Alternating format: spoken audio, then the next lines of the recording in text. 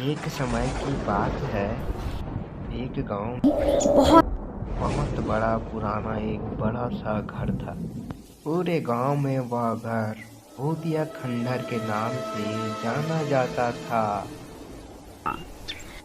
कोई भी गांव वाला उसके आगे से निकलने से बहुत डरता था। बहुत रात होते ही उस घर से बहुत ही ज़्यादा डरावनी आवाज़ें आने शुरू हो जाती थी। एक दिन रमेश नाम का लड़का अपने भाई के पास उसके गांव आता है।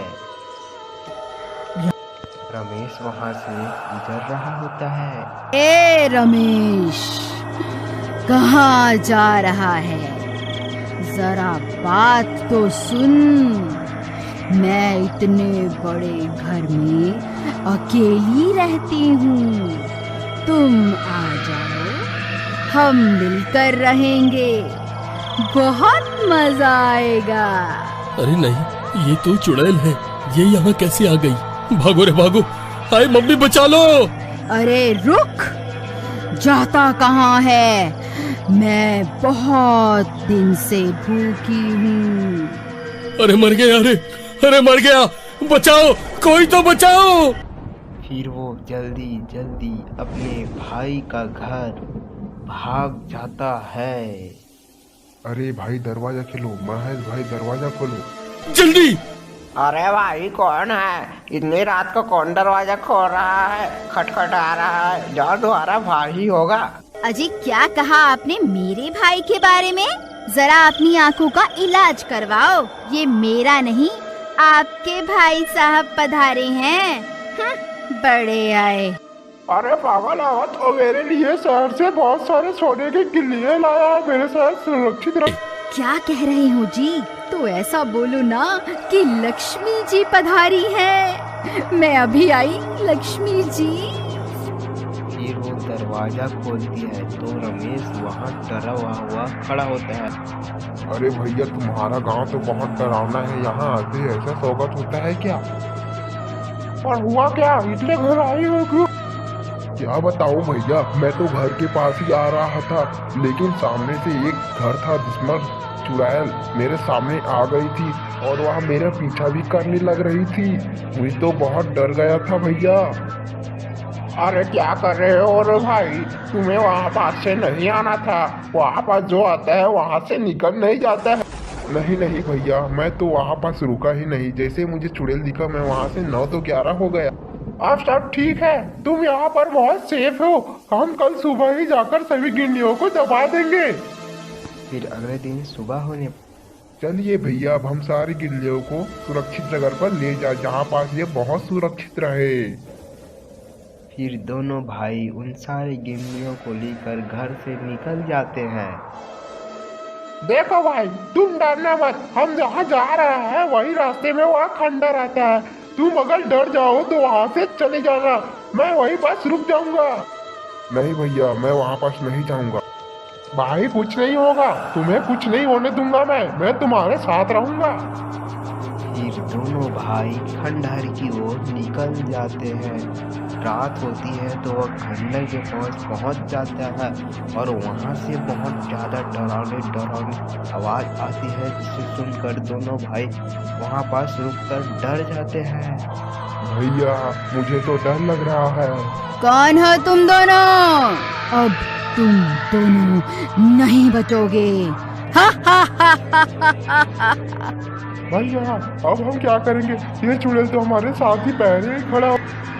तुम डरो मत, मैं तुम्हारे साथ हूँ। तुम मेरे पीछे आ जाओ। फिर चुड़ैल महेश को अपने मुंह में निगल लेती है। भैया, अरे नहीं, मुझे तो किसी की मदद लेना पड़ेगा। मैं जल्दी ही गांव जाता हूँ भागकर, और उनसे सभी को मदद। फिर वो भागकर वापिस अपने गांव जाता है। भाभी, खोलिए, दरवाजा खोलिए। मैं बहुत डर गया हूँ। तुम वापस भी आ गए? तुम्हारे भैया कहाँ? नहीं भाभी, बहुत गड़बड़ हो गया। वो बहुत बड़ी चुड़ैल भैया को जिंदा ही निकल गया। क्या? ये तुम क्या कह रहे हो? नहीं, ऐसा नहीं हो सकता। नहीं भाभी, ये बात सच है। मैंने अपने आंखों से ही देखा है, भैया को चुड़ैल निगल गई। मैं यहाँ से भाग गया ताकि यहाँ से मदद ला सकूं। कविता घर के अंदर चली जाती है और कुछ सोचने लगती है।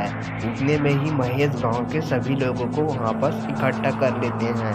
दोनों सभी को मदद करने के लिए बोलते हैं। फिर कविता और रमेश गांव के सभी लोग उसी खंडर के पास चले जाते हैं।